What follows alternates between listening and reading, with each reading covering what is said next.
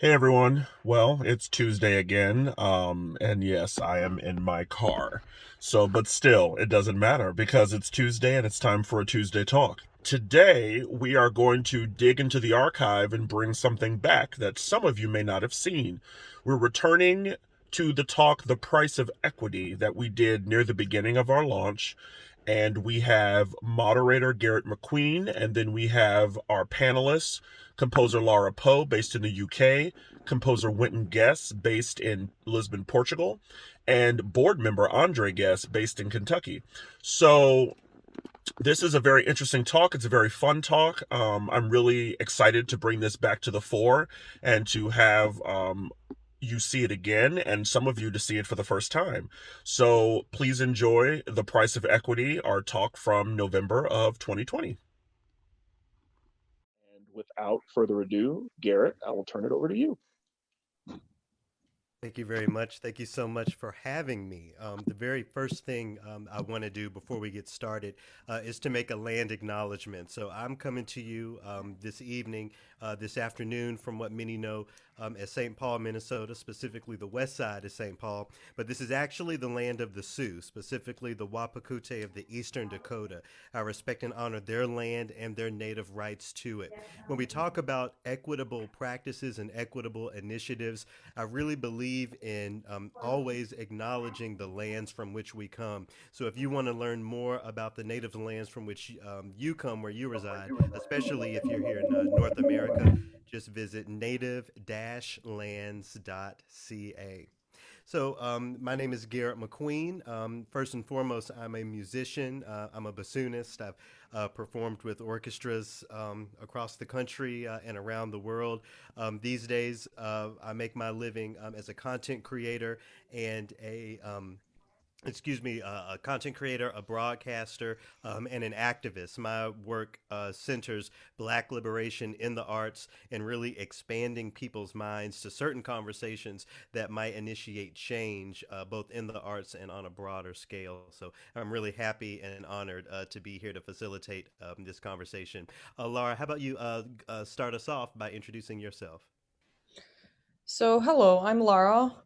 I'm a composer and I'm also a pianist, but primarily a composer. And I'm currently based in London. I'm doing my doctoral studies here under the supervision of George Benjamin. Um, yeah, it's an honor to be here. And thank you, Jamon, for asking me to take part in this. Wynton, how about you go next and tell us a little about yourself? Hi, my name is Wynton Guess. I'm a composer and pianist as well. And I'm currently in Lisbon, Portugal, getting my PhD in contemporary history at the moment. Thank you. And Mr. Andre Guess. Well, the most important part of my resume, can you guys hear me? Uh, Most important part of my resume is I'm Wynton's father. Uh, and I'm a board member of Polaris and former arts executive. I was executive CFO first, and then executive producer for Jazz and Lincoln Center in New York. CEO of the August Wilson Center for African American Culture in Pittsburgh. I've had my own management consulting firm called Guestworks for over 15 years. And my wife and I we just recently got out of the artist management game where we managed artists like Christian McBride, Nicholas Payton, Sean Jones, Aaron Deal. So now I'm a writer. I've been writing for about 30 years and content creator, and I'm also doing a lot of consulting in the cultural sphere. Thank you very much. So, the first question to get this conversation going that I wanted to throw out it concerns composers being included in the conversations of diversity, equity, inclusion, belonging in the arts. We know that composers have not been at the center of those conversations. From my perspective, it's really been about the orchestras, diversifying the orchestras. But the composers have a very specific and important role. Laura, I'll start with you. By leaving composers out of this renewed conversation of DEI in the arts, what has been missing? What perspectives, what stories, what issues do we not really have a light shined on by leaving out composers in this conversation? Well, one really crucial thing that comes to mind immediately is that we exist in the first place. Because I've had so many people just react to my existence as a composer as really, I thought like I didn't realize that was like a thing anymore, and it absolutely is. And that's so important for people to know. I mean, also just if someone could be potentially interested in composition or wants to come up with some way of making their music other than performance or some sort of hybrid of performance and composing, and they don't even realize that this exists, then that's a big problem. And they're also missing out on, such a rich contemporary history that we're making. Yeah, absolutely. Winton, same question, but just I guess with a slightly different spin. One of the things that Laura said was, knowing about your existence as music creators, as composers, having the idea of what a composer is or looks like or sounds like.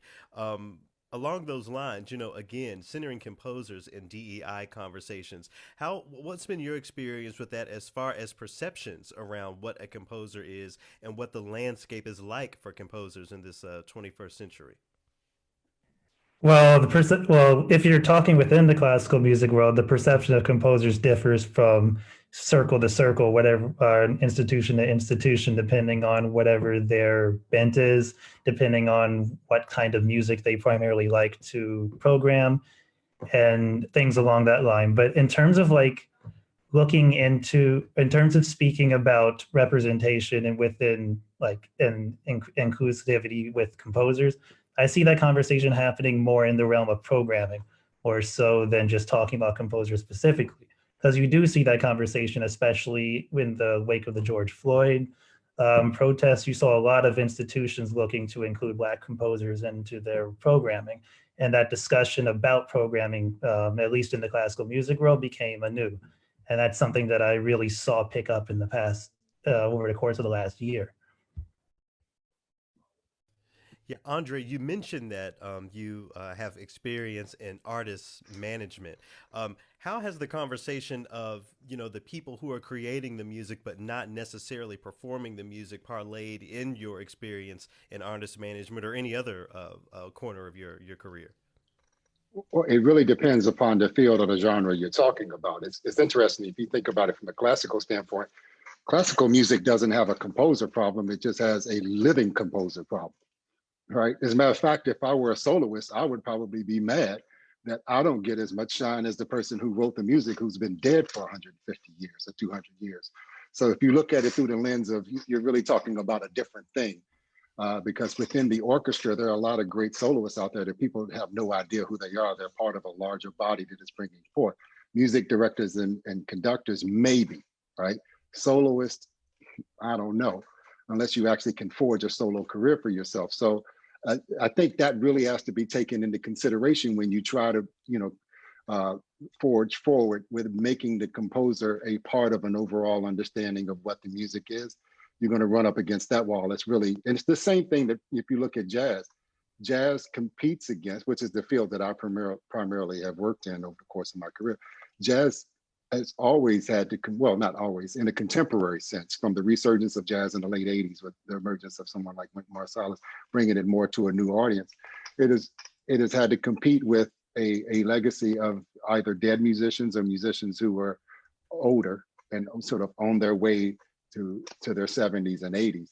And a lot of the young contemporary musicians that I've known and I work with are competing with that every day. So one of the ways that they have had to make themselves relevant is to play the repertoire of those people, whether they be living or dead.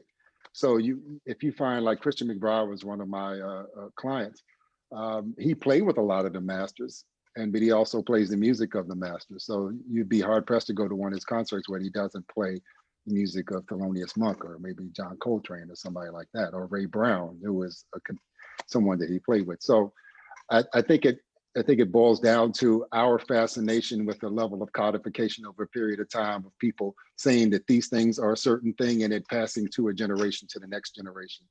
And then the next generation, by the time it establishes itself, will either be old or dead by the time that their music is appreciated. Yeah, yeah. You mentioned or you're sort of speaking to the dissection between classical and jazz, and maybe even other genres. You also mentioned Wynton Marsalis's name, who, of course, won Grammys in jazz and classical. He seems like someone who has really been able to bridge that gap. Certainly, when it comes to black musicians. Do you? And I'm going to stick with you here for this, Andre.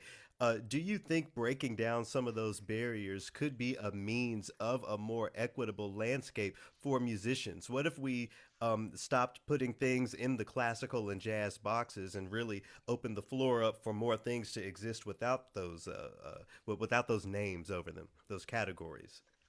Well, yeah, I think in order to sort of blur the lines across genres, I think that you have to see across the board a level of competency in those things. So you need to have a level of competency, because one of the things that we see underrepresented groups, it's not that they can't do the things that are, can't perform well on their instrument. It's that the opportunities that are afforded and the opportunities that are available and the opportunities they know about to actually become competent at a certain point may be brought to them at a certain point where if you get introduced to it, you may be already behind the eight ball. You start playing classical music, by the time you're in double digits, you can forget about it for most people, right? And so, when you have that sort of a small window right there, you're going to have. So one thing is moving the introduction of the music to a much younger age across the board of all people will make it so that you can have an equal and equitable distribution of that. But also in terms of getting rid of the genres is the ability to understand and take the value judgment away from one being better than the other. And not only, there's sort of this hierarchical thing that stems from a certain level of a Eurocentric viewpoint, that classical music is here, and then maybe jazz is here, and then R&B and hip hop's way down here. And a lot of that has to do with the people and where those things emanate from. And by the time the codification of something like classical music, where many of the people that are being celebrated were alive 200 years ago, they may have been the hip hoppers of their day. Right. In terms of the way that people looked at them. But enough history has passed in the codification of that, and they've survived that they've been mythologized into something of being an upstanding citizen in the big scheme of things. Right. And so you see that now with jazz. You'll see that jazz musicians who are heralded today, or who were looked at back in the day as the whole genre was devil music. And so now you have these geniuses, not to say that they weren't geniuses, they are geniuses. But somebody like Charlie Parker, in a contemporary sense, in the way that he may have lived his life.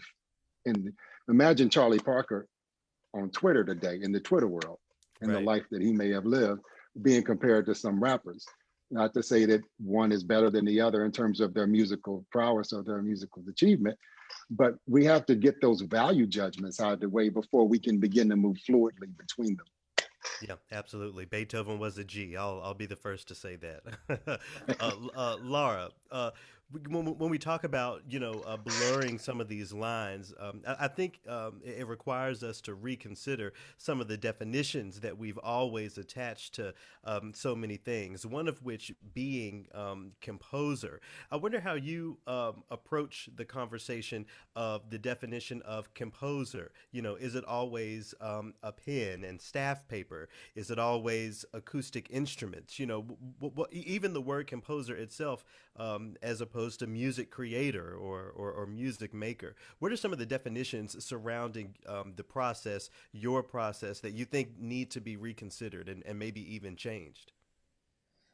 I mean, it's kind of hard to say because it's so different from person to person. I mean, for me, a fairly typical approach works most of the time, but I do work with electronics as well, and a score just isn't very helpful in that context.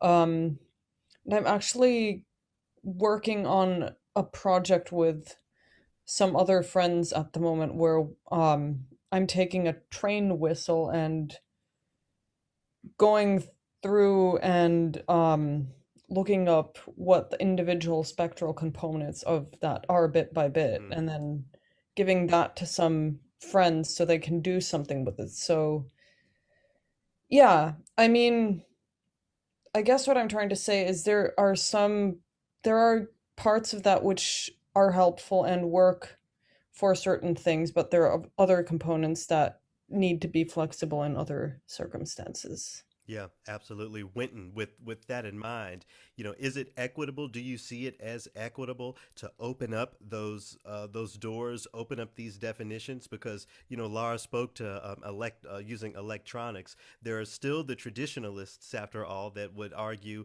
whether or not that counts as so-called classical music. So as far again as the process and the ways in which composing is evolving, are there equitable ways to acknowledge more of that toward this more diverse end that we're all working toward? Well, personally, I use the term composition and composer to be like a blanket term for all the music I do. Because personally, I do a large range of different kinds of music, whether it's writing in jazz, whether it's writing like write score classical music, writing aleatoric classical music, or even doing hip hop. Like I've worked in hip hop as well, and I consider that to be as part of the compositional process. I approach everything in the same way.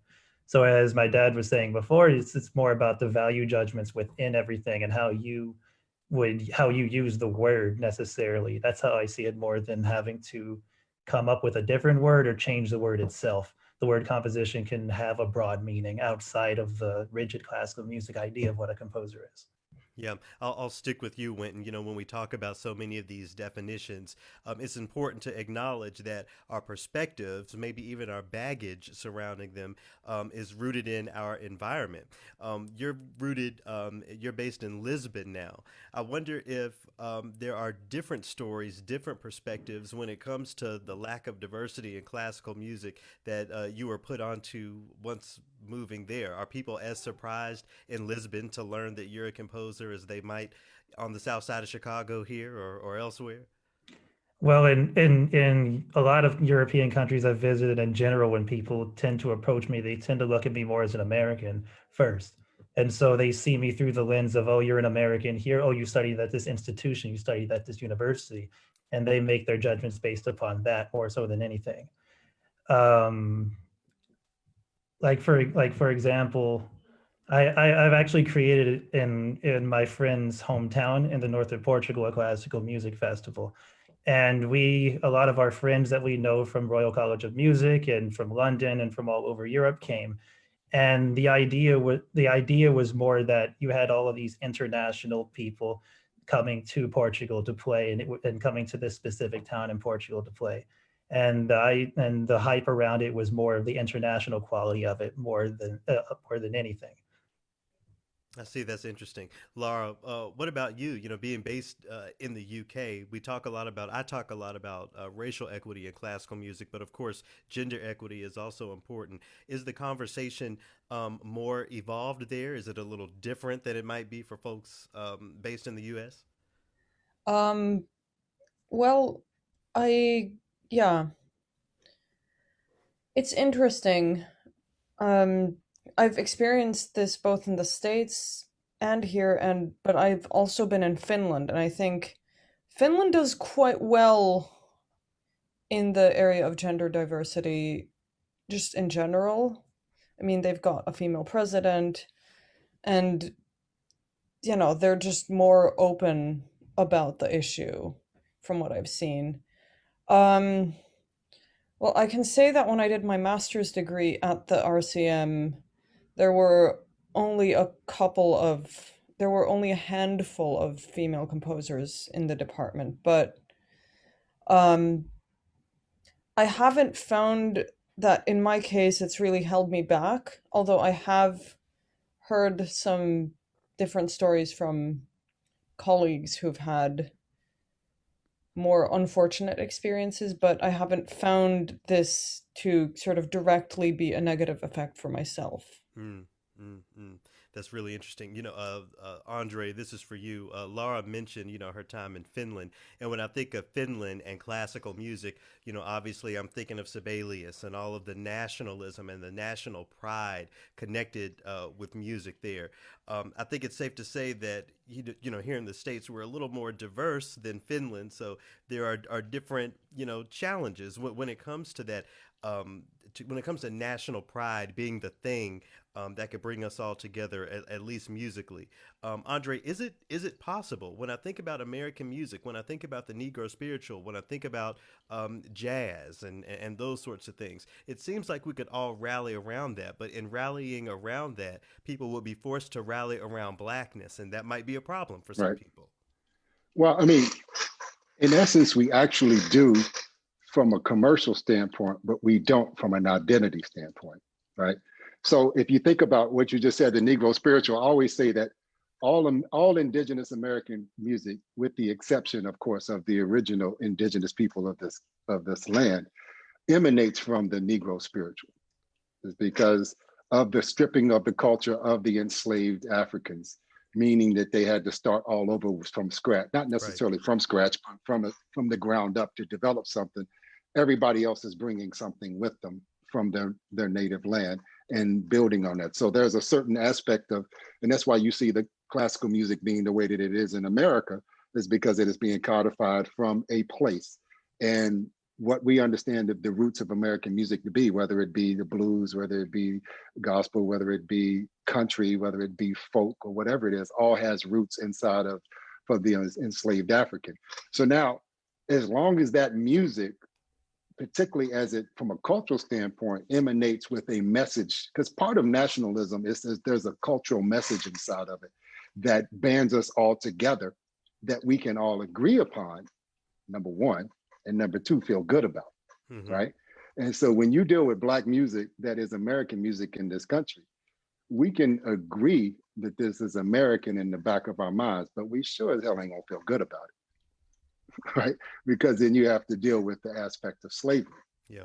And so now all you got to do is look at the music charts right now. Hip hop dominates everything all around the globe, and it is unmistakably Black.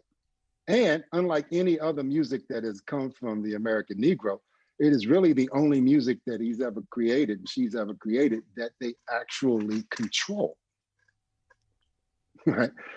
And it's the soundtrack of the world, but you're not going to see America embrace it as its own, as the soundtrack of America. And a very interesting point along those lines, when you understand that something has a theme song, you can get a very true understanding of what the thing is by its theme song. So if you watch sitcoms or whatever, if you hear the theme song, you can tell something about the show. It's the overture to the show. Yes. Do you know the theme? You know the theme song for different aspects of the National Football League, which is 80% Black is? It's country music. Okay. That's so you got a sport that is 80% Black, that emanates from some of the Blackest places in the country, and how it is perceived from a soundtrack standpoint is country music. Are you ready for some football? Right. So that disconnect right there ought to tell you just a little bit about what's going on in this country.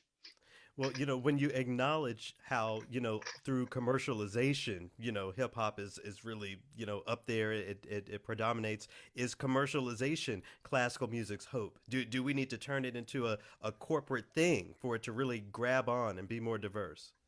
Well, no, because here's the interesting thing about the commercialization of hip hop. See, I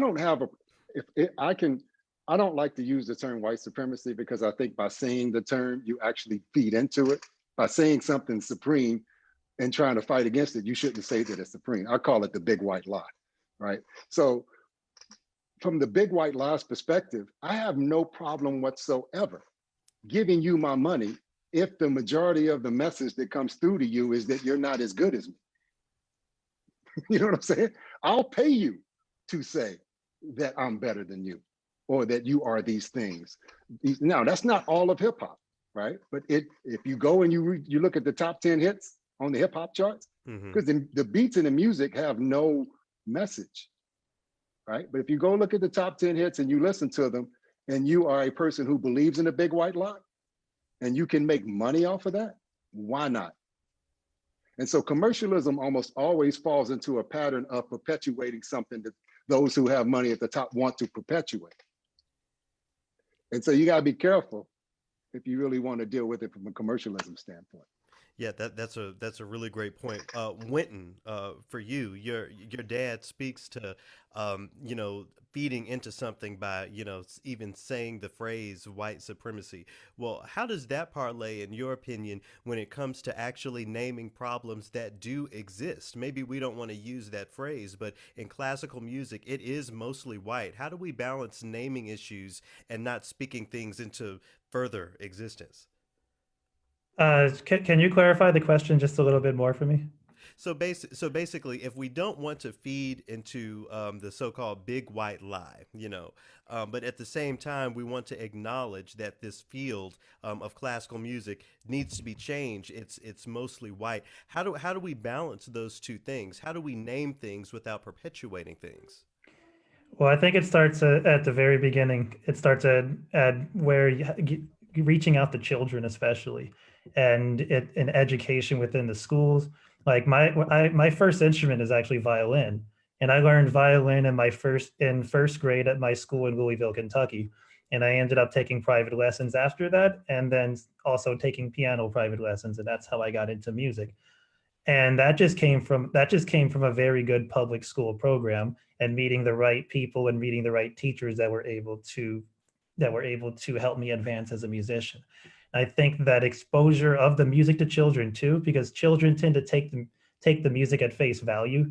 They're not looking at it as a specific thing. So like if you like, I don't know if you've seen the video of a bunch of like was 5 or 6 year olds listening to the Middleton Octet, like it's the best thing they've ever heard in their lives. It's things like that. It's the outreach and that it's the outreach that I think is most necessary in bringing what more reflection of the population into the music. And I'll leave it at there for the moment. Can I say something about what he just said? As his father is the one who introduced him to the violin, is that he was, he's named after Wynton Kelly, the pianist. He was he was going to be a pianist in my mind when he was conceived and we found out he was a boy. He was named Wynton Kelly before he was born and was introduced to music. And I wanted him to be a pianist, but Wynton Marsalis's father, Ellis, told me that he should take violin lessons, Suzuki violin, to get his ears together. And so one of the things, as he went down the classical music track, one of the things that I never said to him, I never gave him any indication that of the big white lie in classical music. I never told him that it was a white music or a black music or anything like that. You just let him listen to it. And so he had no understanding of any cultural divide or racial divide in the music until, I mean, how old were you before you realized this, Wendy? I'm not even sure how old I was because I was always the musicians that I was around as well. Like they played classical music on as well as jazz. Yeah, so he had no idea until he was probably in his mid-teens that there was even this thing going on, right? So it allowed him to accept it for what it was as a passion for him without there being any baggage of it being anything that's different from him or a lot, close to him. Yeah, yeah. Laura, what's your experience in that regard in your development where things, looking back, do you feel like you were conditioned to understand certain things or have certain perceptions that are the same or that are different now? I mean, I was also really, really lucky. There was a piano in the house when I was growing up, and my dad's a pretty decent pianist, so I would kind of sit there and listen to him play. And then, I started piano lessons. I think, well, my dad minored in piano in college, and we've got a few musicians in the family, so I started piano lessons at like 4 or 5 or something. And here's the thing: is my piano teacher when I was, 6 or 7 or something like that, I'd like make up these little songs. And she said, I think you should go check out this person who teaches composition. So my parents did, and I started composition lessons, never thought anything else of it. And there were other people in my age bracket who were also taking composition lessons from the same instructor at the same. I'd kind of go to this school every weekend, Saturdays, and just do a bunch of music classes. So, I grew up around other people who were my age who were also writing these little pieces, and we'd write them for each other and perform them. And I didn't think anything of it until I got to college, and everyone there was, much older than me or had started composition much older. And I kind of had a moment of shock of realizing this wasn't typical. But like, nobody ever told me that I shouldn't or couldn't be a composer or. I guess another thing on that note is having role models is important. Having people you can look up to is really important, and that goes off of what Winton was saying earlier about introducing music to children and having live musicians there that they can see there's people doing this. There's composers who are writing music, there's musicians who play this kind of music, you know? Yeah, yeah. So, both Laura and Winton had that familial relationship and introduction to music. Andre, what about the people who don't? What about the women? What about the Black folks, people of color who did not grow up in those environments? How do we dispel those negative connotations and untruths about classical music, as it were? I mean, we just got to cast the net as wide and far as we can. I mean, if we understand, like if you look at the church, we have to understand that things are going to emanate from where the things are, right? And so you'll be hard pressed to find a Black musician in the United States of America who's 40 years or older, who did not, professional musician, making the music, living, playing music, who was not in some way, shape, or form, did not grow up in a Black church. You'd be very hard pressed to find that, right? And so what does that say is that that's what their musical proving ground is. That's what their music, so that's where the places and spaces come. Public schools played that for a while for some, and we're seeing them coming out of public schools, but it's really just about exposure. And so certain people have to be very purposeful about the exposure of these to certain children, right? Or two children to find a certain one. Now, what's interesting is there's no musicians in our family. I probably could have been one, but I wasn't exposed to it as a kid. I can hear it, I can't play it. Mm-hmm. But so Winton doesn't come from a music family. I was very, very, very purposeful in introducing him to it and exposing him to it over a larger space of time. And then we were fortunate enough that we could move to New York where he could be around musicians all the time. So it would have been as if everybody in my family was a musician because everybody he was around was musicians, right? Mm-hmm. And so I think that if we're going to do that for kids, we have to create programs like Polaris, and we have to go and get, Nate and Jamon out into the schools, because you don't know who that kid you're going to touch is. Yeah. You have to look at it in terms of trying to create this general sort of appreciation, but you also, you don't know who that next one is that's going to be the watershed moment for whatever their generation is.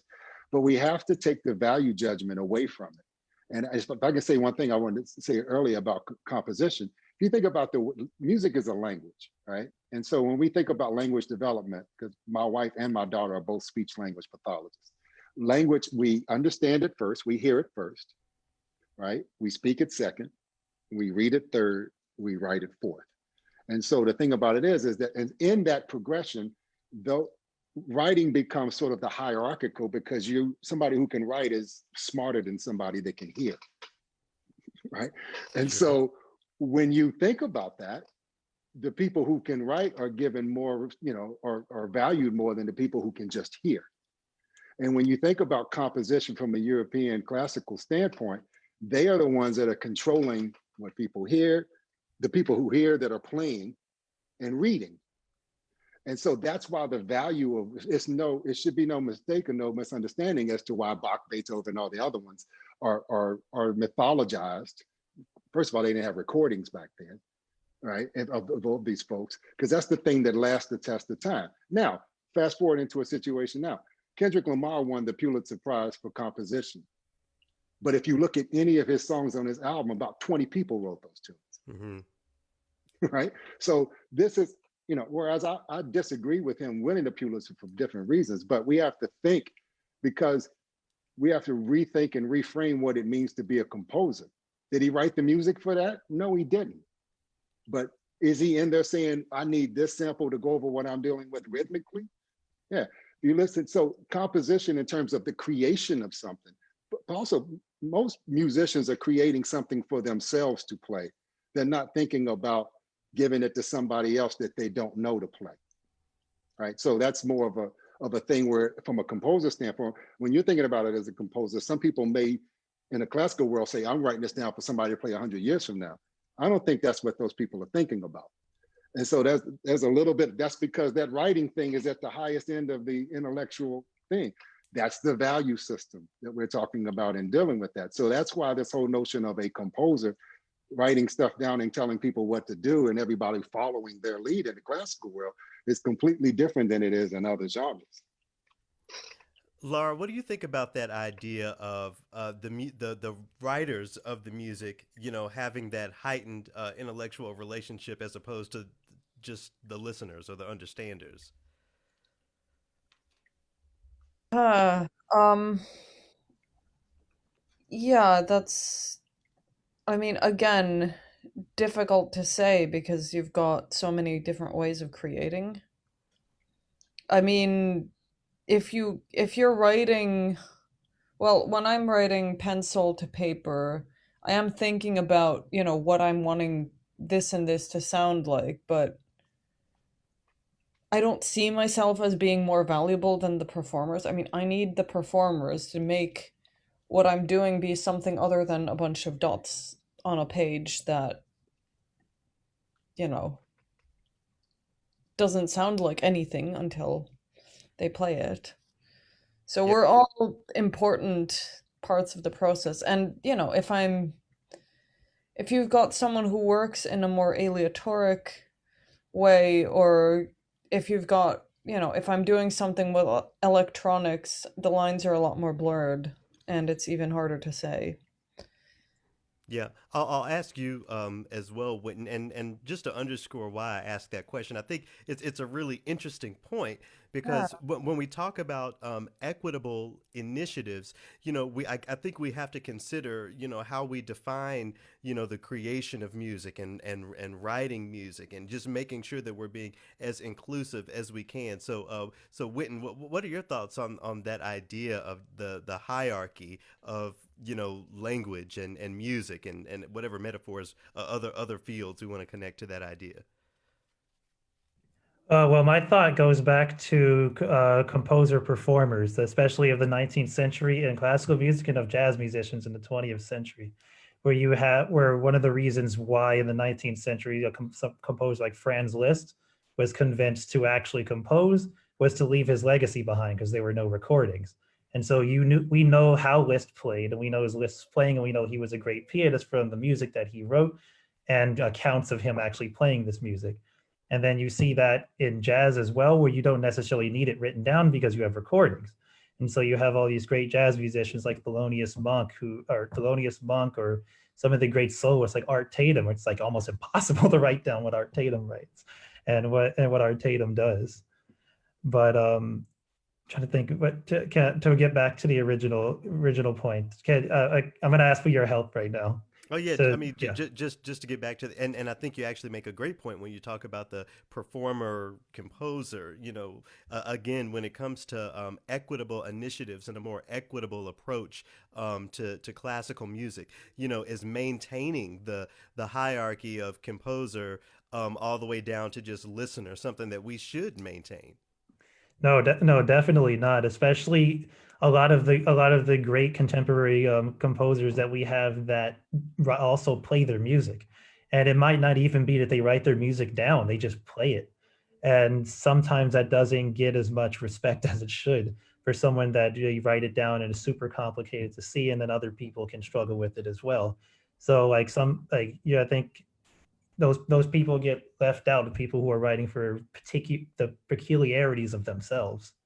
Yeah, the rapper who won the Pulitzer Prize, he came up earlier, and what I have found was that in talking about Kendrick, people were put on to the first black person to have won the Pulitzer, which is George Walker for his a piece of music I believe called Lilacs. He won the Pulitzer for that. When I think about exposure and the importance of that visibility and even that relationship, Wynton, I think about your trajectory. One of the first things I read about you is that you went and studied with all of the black greats, in music. When we talk about diversity, it's not just for the sake of having black faces, but black experiences and black points of view. I wonder if you could speak to that as it applied to your development and with the people that you study with.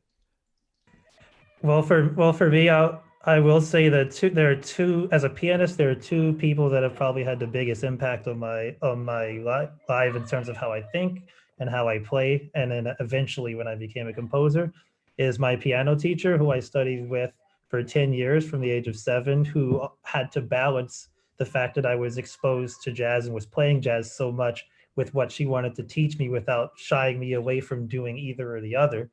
And then there's also pianist Marcus Roberts, who was my hero growing up as a kid.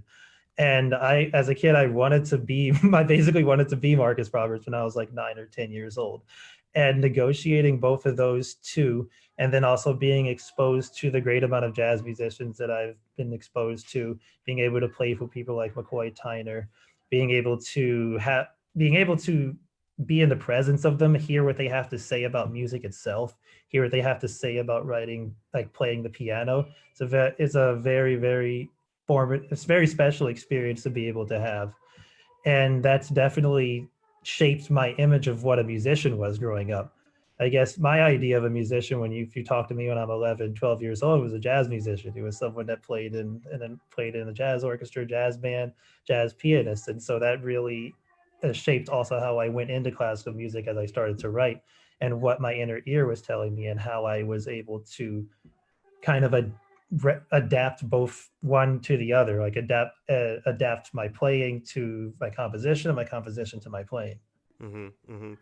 Laura, one of the questions that I used to hate to get in my early years as a bassoonist was, who are your role models? Because I didn't feel like there were people just out in the front for me to, look up to in that way. Certainly not people who look like me. Is that your experience, or were there women that you really looked up to in your development that were exposed to you? Um, there was some of that. There was also just music that I grew to enjoy and didn't really think twice about liking it and trying to figure out how it worked and then doing something with that kind of. I guess something I still do is take bits and pieces of things I like and make something I like out of those. But one thing that did come to mind is um something my parents got for me a while back, is this book of women composers, which I still have in my bookshelf in the States.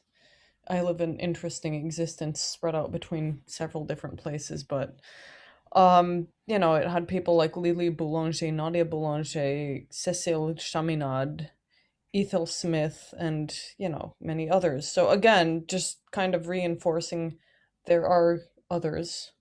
And I mean, nowadays you've got people like Olga Neuwirth and Gaia Sarjaho and, many others. And I studied with Kerines while at BU, along with many other people, but I've been quite fortunate to have very supportive teachers, and that continues. So they are also my role models. Yeah, yeah. Andre, is it, we know that you're not, you've already acknowledged that you're not a musician, but, someone who hears it and understands it and, it really has a passion for it. What's in it for you at the end of the day? A more equitable music field. What do you say to people outside of the field of classical music, as far as why it's important on a broader scale?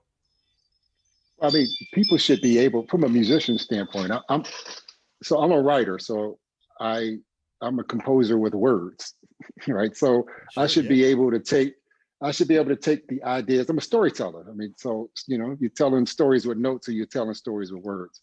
So my stories are just as valid as anybody else's stories, and I should respect everybody else's story if I want them to hear my story.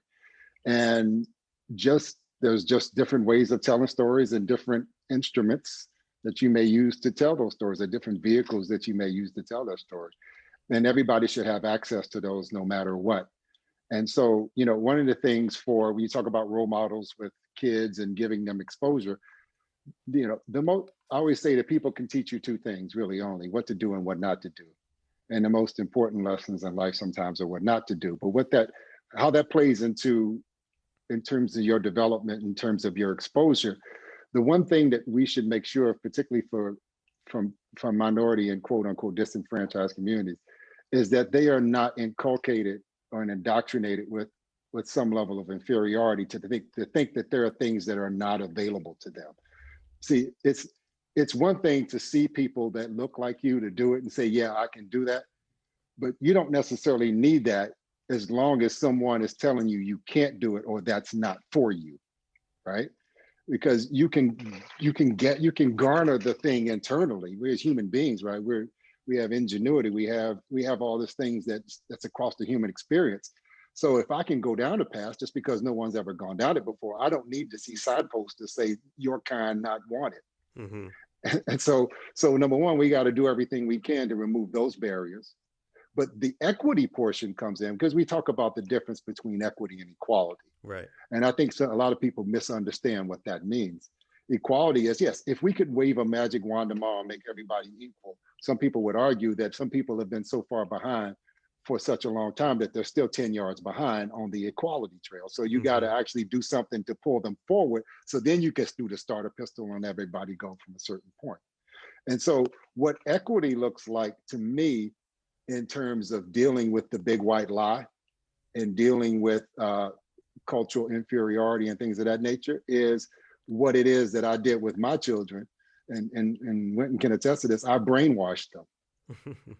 I'm no different than what a white supremacist did to their child, but I did it in a very clean and great way. You look behind me on the walls, we have pictures all around, Romare Beard and all these other things, Frank Stewart. We have pictures on their wall from the time that they were born of positive Black images all around them, because I knew at some point in time that people were going to tell them that Black people were worthless. But when they actually told them that, I wanted my kids to think, they said, what are you talking about? You're crazy. I know this, I know this, I know that, right? They're all named after jazz musicians. He's named after Wynton Kelly. When somebody sees his name, they ask him, it's like, yeah, I was named after one of the baddest jazz musicians to ever live. What are you talking about? I'm not worth anything. So it's really, equity is about, making sure that we can do the things to eradicate that space between what has happened historically.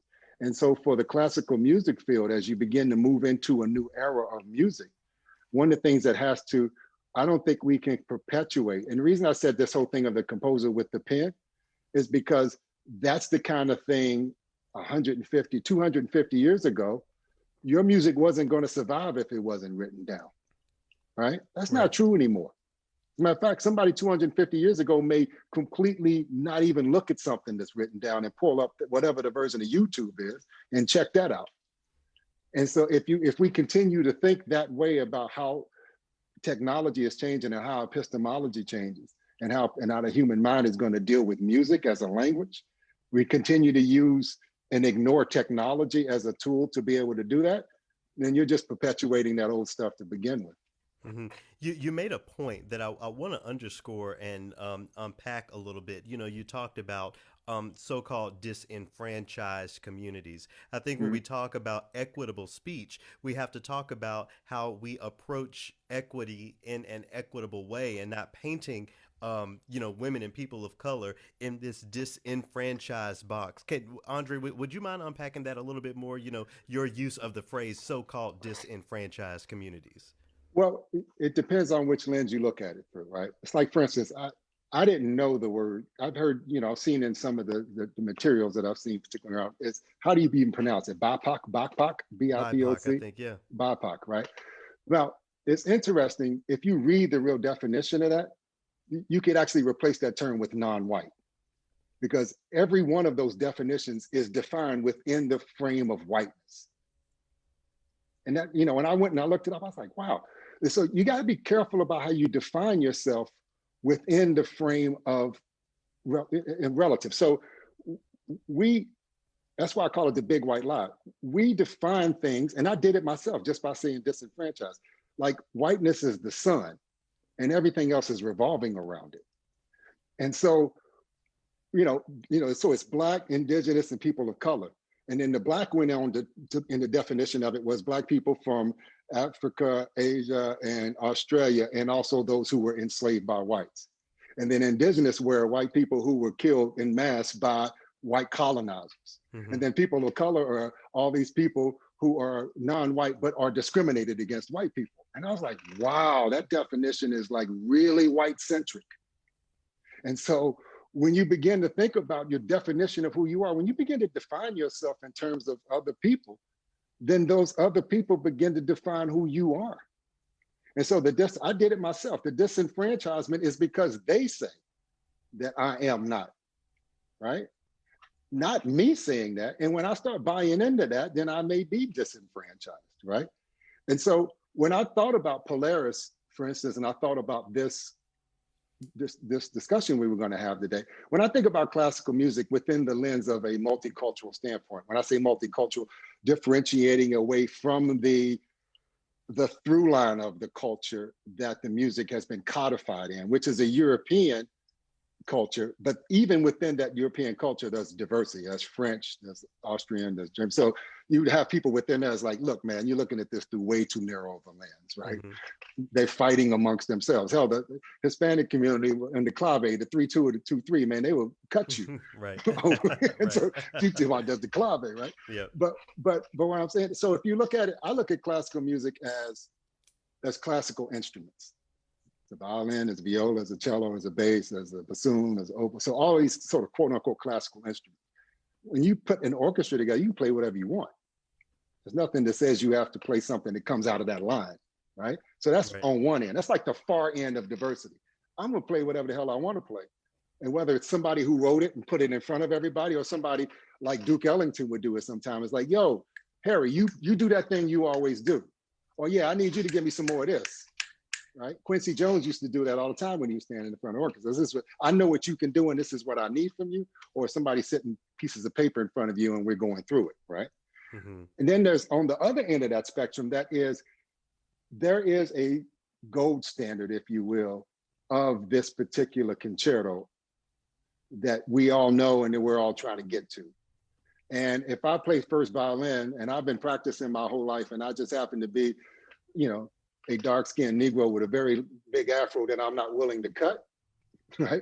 And I can kill it, but you don't want me killing it because you don't want me out there with the tuxedo on shaking the conductor's hand when he comes out. That's a problem. That's a problem. My big afro should be able to be up front. But now, in the middle of that, if you're saying, well, listen, I think we should interpret the music through my own cultural lens. So I want to take this particular concerto and play it and swing the notes.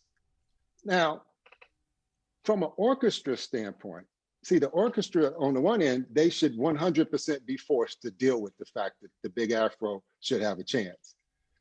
We got artistic freedom within organizations. The real question is, should they be forced to deal with swinging that note? You know what I'm saying? Because that's an artistic choice. That's not a cultural, I don't like the way the swinging of notes because it's Black. You could argue that's an artistic choice. You can go do that over there if you want to. And then on the other end of that spectrum is, I want to play whatever the hell I want to play, right? And that's definitely not something you can ask them to do. And so so I know that's a really long way of saying that's what I'm looking at in terms of how, that's for me, how I completely unpack the notion of diversity inside the cultural music field. And it's interesting because even, when we consider language, if I got on stage to play a concerto and say, I'm going to play the rhythms dotted, that's basically saying the same thing or something very similar. It's just again that the language of swinging the notes Yeah, is right, connected to culture and dotting the rhythms, even right, though orally it ends up being very similar or the same, is right. connected, to more of the tradition. Laura, when I think about and do work at the center of gender equity, I certainly we talked about the word disenfranchised. I certainly don't use that word as much as I use the word underrepresented, especially when it comes to programming music by women. While women, is a very broad category. There are women composers who, are actually disenfranchised in some ways, and there are women composers who have had everything they need to be very successful historically and in a contemporary way. With all of that in mind, the reality is women are still underrepresented. What are those barriers? I mean, can you name any of those barriers from your perspective? Why is that still the case? Um, well, one interesting thing that came to mind from what you just said is I remember, I think it was Jennifer Higdon who had a piece that was programmed on a concert by a major orchestra on the same concert as one of the Beethoven symphonies. And what was that concert being advertised as? It was being advertised as that Beethoven symphony Mm, rather than the new piece. That is a problem. Um, I think that is very revealing as well in a particular way of them being potentially afraid of something new and something different. And I mean, that's something that, um, yeah, similar but different problem to having the big afro at the front of the orchestra, which is being afraid of something you're not used to. sure, sure. Maybe they don't, and I say they, maybe people would have a problem with a dress on the podium, because we also have to talk Yeah. about women who conduct. There's also a conversation there. Oh, I've heard talk about, this thing of women are too emotional, they shouldn't conduct, or like I was saying, I've heard things from my colleagues of, women write music that sounds a certain way, or um I mean, one of my colleagues even told me something as ridiculous as they can't hear detail as well as men, which is ridiculous and not true, but yeah, Yeah, I think it's I've played under many conductors, men and women, and from my perspective, it's you want to see someone emotional on the podium, tell a man that you can't read his beat pattern. Winton, again, as we've laid out, you are so lucky to have been raised, without that white lie, but still, maybe there are barriers that you have faced in your development in your career so far. Do those exist for you? Can you name those? Well, I'm also very fortunate to have great teachers that I had growing up. Great piano teacher, great composition teachers, and they were always about the music and the music itself. And there was a huge focus on the value of the music, the craft of the music, and how you can be the best in what you're doing. Their interest was always seeing something inside of me that they could bring out that would make me that would make me a better composer, a better pianist. And in that way, I haven't really experienced that many barriers regarding race or anything like that in my personal experience. Yeah, I mean, and good for you because there are so many, that have, and just because, something that I say to my white colleagues and people I collaborate with is just because you can't see it, just because it's not happening to you, doesn't mean that it's not happening and it's not a thing. And there are many of us who are black folk who are visible in classical music, and I think we tend to measure the field by the people who manage to be successful in it. Andre, I see that you unmuted yourself. Did you have Yeah, a thought on that? yeah. I was going to say something about, I, in terms of what Winton may or may not have seen in terms of his um, the barriers. You know, the one thing that I've relayed to him and his sisters is that, you know, if there's something that goes this way, you go the other way in terms of around it, because no one's going to stop you from getting to where you want to get to. Here's the thing, because a lot of the things when we talk about particularly opportunities and equity in the classical music field, more so than probably any other, it's resources.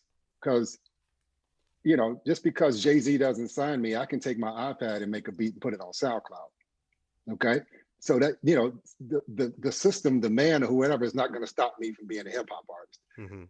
So it may stop me from selling millions of records, but maybe not. And so one of the things I used to tell him all the time is like, number one, don't make music to create stuff hoping that people will like it, right? Create what is you. And if they like it, they like it. They don't, they don't. And don't let your own self-worth be determined by whether people accept what you have to offer them or not.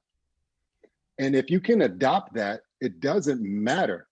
Then you don't see those things that are being impediments to you as impediments. It's just like, oh, well, let me go over here, right? And so what's going on is, it's no different than if you're dating on Tinder and swiping left or right. You know, you don't look at that. You didn't look at the 10 impediments to the one get.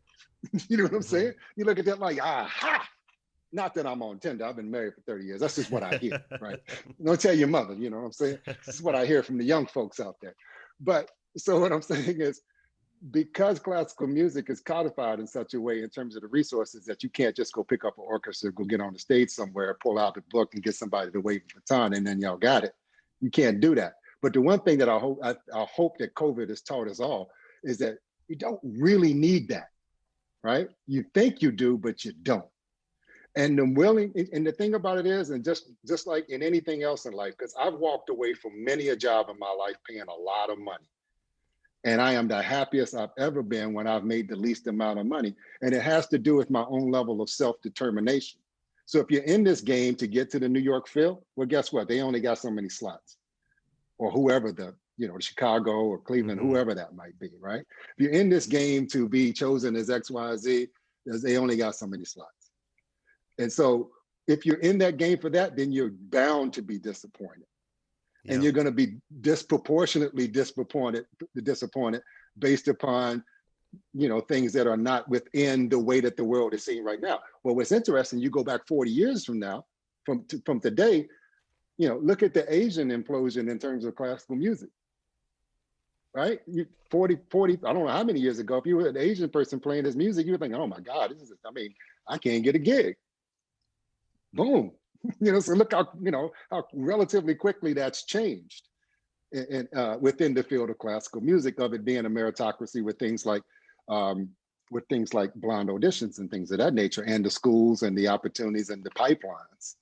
And so what I'm saying is that sometimes we just need to take the lens off of the purse, the pocketbook, the wallet, and just think, what is it that I'm trying to create? Who are the like-minded people I want to create that with? And what's the feeling that I'm trying to get out of it with them? And then no one can stop you from that. No one. Only you can keep you from that. But if your dreams and aspirations are put inside of things that other people can take from you, then you put yourself at risk of being disappointed.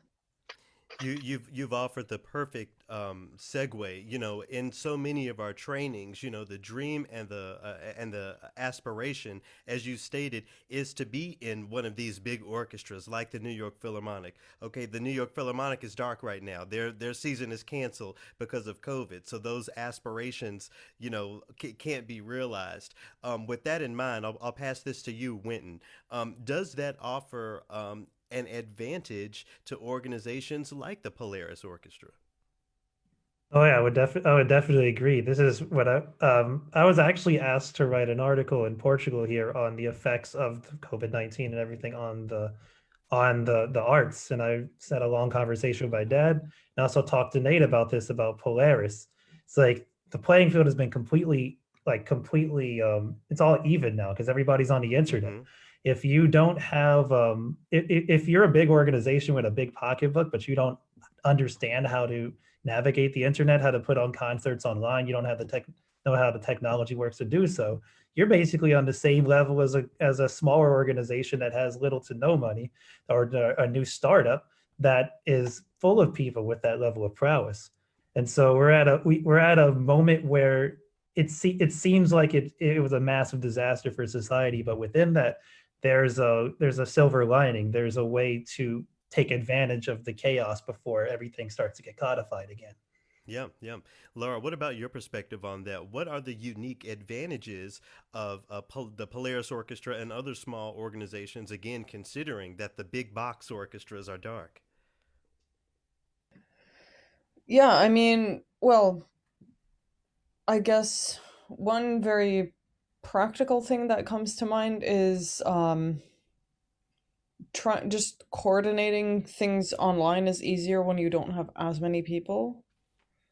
Um, but yeah, no, it really levels the playing field in a way that we haven't seen before, which is it'll be really, really interesting to see how that develops. And actually, I had another point which connected to something Andre said earlier about music being a language and you write words instead of notes, which I often find that to be a really useful analogy because composing is often looked at as this very mysterious thing, and I think that can make it quite difficult actually for people to get into it. So demystifying that is not a bad thing. You know, I've always found myself comparing music to food in that way, composing like cooking. Certain pieces of music having a little bit more seasoning than other ones. So yeah, I love all of those direct correlations. Laura, but you know, back to the idea of Yeah. the small organizations with the large ones. You know, I'm not a composer, so I can't say, but I would imagine that getting the New York Philharmonic to perform one of your pieces would take a little bit more than just an email or knocking on the front door of Lincoln Center. Oh yeah. You know, so Yeah. with Yeah. that reality in mind, is it? Do you see it as the responsibility of the Polaris Orchestra and other smaller ensembles to really center in an equitable way new music, music by women, music by people of color? You know, not only an opportunity but an obligation. Is that how you see it, or is that? Do you think it's fair to see it that way? Um, well, I mean, yeah, perhaps because it is you've got a much more direct connection with these smaller organizations. It's easier to make that connection. You don't need to go through some sort of big long bureaucratic process to make that happen.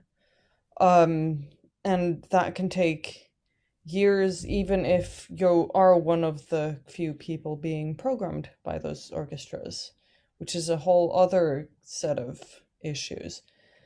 But yeah, no, working with smaller organizations is definitely, I think, an important way forward for composers in these times, and um, it is important that we have that opportunity to be able to work with. Andre, as a Polaris Orchestra board member, what are you seeing out of the organization, or what are you hoping to see out of the organization that you aren't seeing or haven't seen out of the larger orchestras and music institutions? I mean, I'm hoping it's some level of self-determination. And, you know, when I first started talking to them, I talked about what they understood to be success. What is success? And because if you don't understand what success is, you can never know if you are successful, or if you can never know why you're doing something. Because, you know, what's interesting about being a musician is it's not like being an accountant. You are a musician, and you just so happen to try to make a way in the world doing what you do. Okay. Now, because we live in a world where you have to make money to live, musicians have tied their who they are to what they do so that they can make money. So imagine if we lived in a world where if you didn't have to earn a living, you could just be who you are. how many people in this world would be lost, but you all would be you. And so, well, so I say that within Polaris is that Polaris is an opportunity to bring together like-minded people who have a certain aesthetic that they want to do with one another to create something that for themselves that hopefully an audience will enjoy, Yeah. and it can transform them in some way. That's my desire for the organization. What I do not want to see from the organization personally is for them to try to emulate what exists out there, or to even look at what doesn't exist and try to create it. No, turn away. What do you want? Yeah. Determine who you are based upon who you are. Don't define yourself based upon who other people are and who you're not. And be you, and let that you who you are be enough, not only just for you, but whoever else may be coming to offer. Because affirmation is what most people are looking for in terms of success. It's a human thing. So the affirmation is, oh, wow, would I love for my son's music to be played by the New York Philharmonic? Hell yeah. I'll be on Facebook with it. Yeah, my son is playing. Hmm. But basically what I'm saying is, I don't even know what the process would have been for him to have been chosen. Maybe they took a bag of black proposals and pulled one out randomly and said, hey, this is our mandate to be because of George Floyd. We're going to pick blah, blah, blah, right? Or maybe it's because Wynton Marsalis, his godfather, said, hey, program my godson. Is that fair either? No, right? But it's still some affirmation of some sort that says that somebody, that somewhere or some institution that the world understands to be up here has chosen you. Everybody feels great about that, right? But the other level of affirmation is that the audience loves you, and that's commercial success. And so, you all want, everybody wants that because you got to pay the bills or whatever. But hey, we see that right now on Facebook. Oh, I only got 72 likes. What the hell's going on with that? I mean, my last post got 150 likes. What is wrong with me? You know what I'm saying? So then, you look at those two things, and if that's what you're chasing, metaphorically speaking, with your music, then you're not being you. You're not being the musician that you have always been. And I'll tell the little quick story because I've told this before. It embarrasses Wynton sometimes when I say this. Hmm. I took him on tour once with me in the Jazz and Lincoln Center Orchestra, and he was backstage playing Scott Joplin. And he just loved Joplin and Jelly Roll Morton.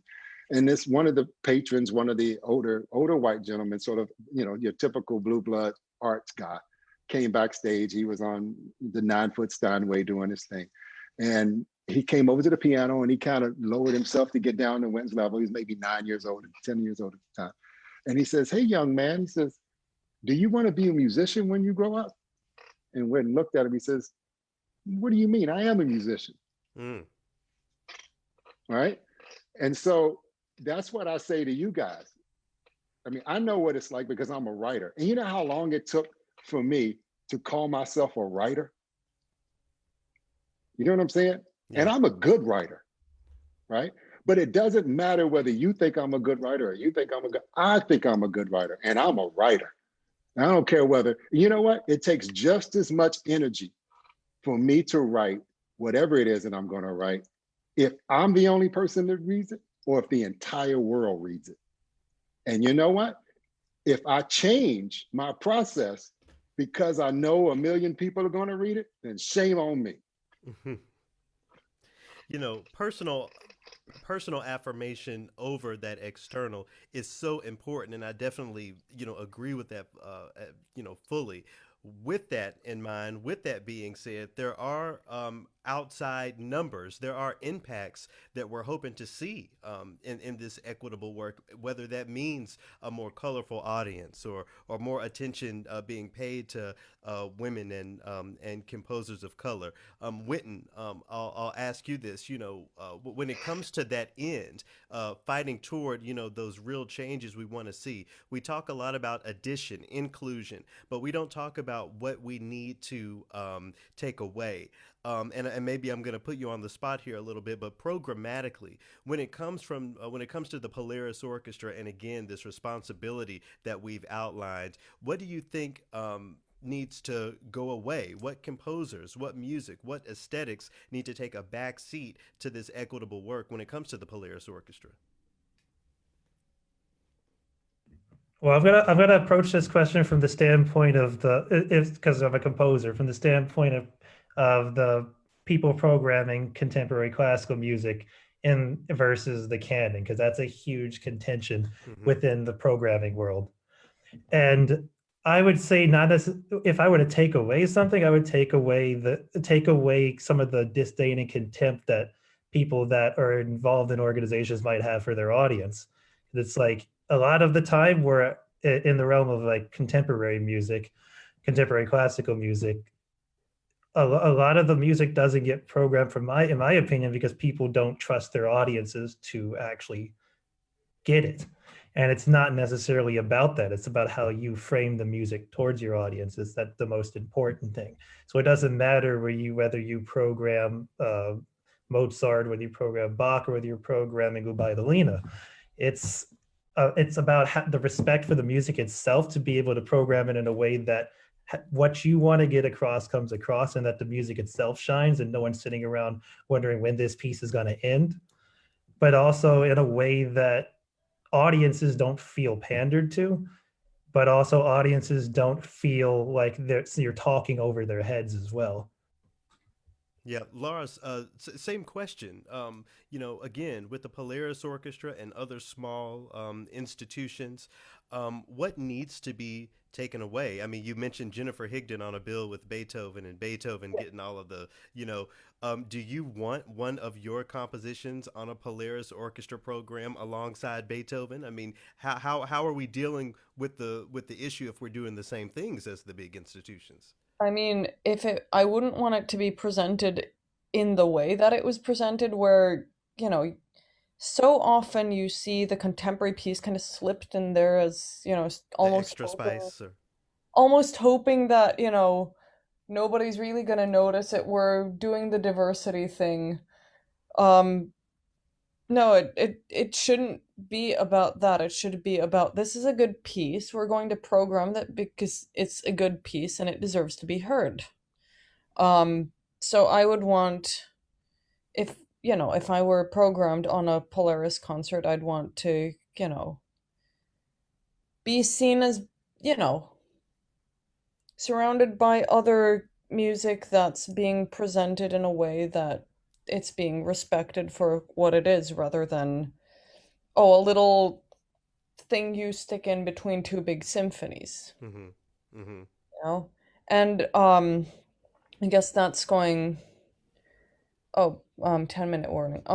That's going back to Winton's point about this contention of programming and looking at audiences as, oh, they're not going to get this because it's new and it's different. And that goes back to being afraid of things that are, being afraid of change, being afraid of things that are new. And I think that needs to change.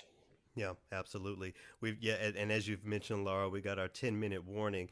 So I wanted to end this conversation sort of stepping back from the painting and looking at the bigger picture. And Andre, you've actually, in a way, touched on this a few times in this conversation. I'm wondering, what are some of when we think about the bigger role of the Polaris Orchestra, the bigger role of these DEI arts conversations. I wonder, Andre, if there are peripheral systems that you think need to be supported or even dismantled, and music, classical music, being a means of that. Specifically, what I'm thinking about right now is this idea of how capitalism perpetuates so much that's bad, quells so much that is good. Is having conversations like these a means? Can they be considered a means toward breaking down other systemic problems and structures that are holding so many folks back? Yeah. Oh, absolutely. I mean, I think it's really about a level of self determination to say that, look, if I look at the structure of the way that the world is, and because of that structure, with the patriarchal capitalistic system that that does exactly what you say on some ends. it uplifts some things that maybe it shouldn't, and then it doesn't allow certain things in that it should in order for it to be equitable, equality, and all these other things. But the great thing about the internet is that it is the great equalizer. And being the great equalizer, it is an outlet for creativity, is an outlet for production, is an outlet for so many of these things where technology did not allow you to do that. If you were a composer of classical music, classical instrumentation 50 years ago, a little black boy with a big afro whose parents knew nothing about it, and you were just listening to NPR in your room for the hour and a half a day that they programmed it, and you fell in love with it, you might be SOL, right? And you may have written the greatest symphony ever, and no one may be able to have a chance to hear that. But now, because of technology and being able to connect, we're able to connect people in a certain kind of way. But maybe that child, that girl, that boy, so it's a young lady with a big afro, is able to connect with people. Will it make it to the stage at a New York Phil? Maybe, maybe not. But it shouldn't matter if it does, because so many of the people that you guys have played over the course of your life, none of them knew the hell they were when they were performing. You know what I mean? They got like zero props in their lifetime. And so it's about the creation of something for the legacy of it. Put it out there, put it out in the air. So it's your job to create it. Yeah. Right. No one else can create what you're going to create. It is the responsibility of Polaris. So we work concentrically. It's your job to create. Okay. And it is the role of institutions like Polaris to bring together people who may not have had an opportunity for whatever reason to create, to be together, so that they can create together and create something new. So it's the classical music version of the band. It's like I got a guitar, you got a drum set, I got a bass. Let's meet up in my garage and let's jam. Yeah. Yeah. This is what this is. Laura, along those same lines, how Polaris classical music can help disrupt and dismantle, other harmful systems. I'm thinking about the idea of shop local. It seems like several years ago, the idea of shopping local became big. Can Polaris sort of inspire that idea when it comes to the way we consume art? Instead of spending $100, $200 going to see the New York Phil, spending that money with organizations like Polaris Orchestra, shopping local in that way. Can classical music be a means towards that end in the arts?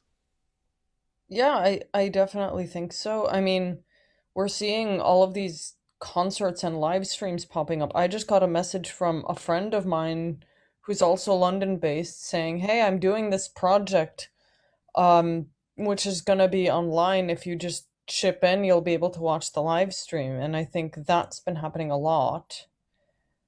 And that's been really, really, really great to see. So, yes.